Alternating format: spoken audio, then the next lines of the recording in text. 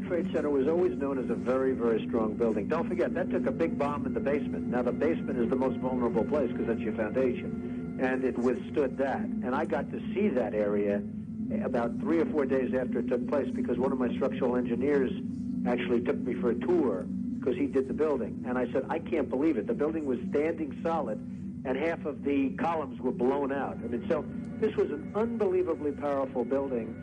If you know anything about structure, it was one of the first buildings that was built from the outside. The steel, the reason the World Trade Center had such narrow windows is that in between all the windows, you had the steel on the outside. So you had the steel on the outside of the building. That's why when I first looked, and you had big, heavy I-beams, when I first looked at it, I couldn't believe it because there was a hole in the steel.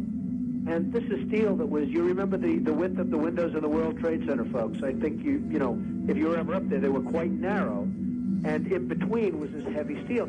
I said, how could a plane, even a 767 or 747, or whatever it might have been, how could it possibly go through the steel? I happen to think that they had not only a plane, but they had bombs that exploded almost simultaneously, because I just can't imagine anything being able to go through that wall.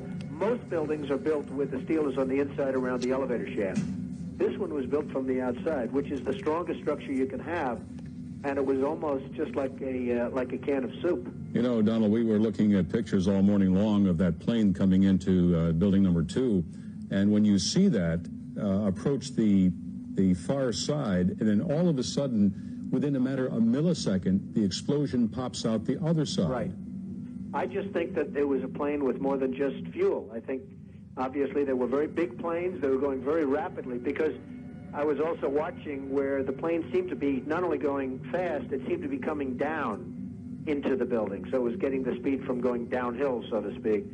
It just seemed to me that to do that kind of destruction is even more than a big plane, because you're talking about taking out steel, the heaviest caliber steel that was used on a building. I mean, these buildings were rock solid. And, you know, it's just an amazing thing. This country is different today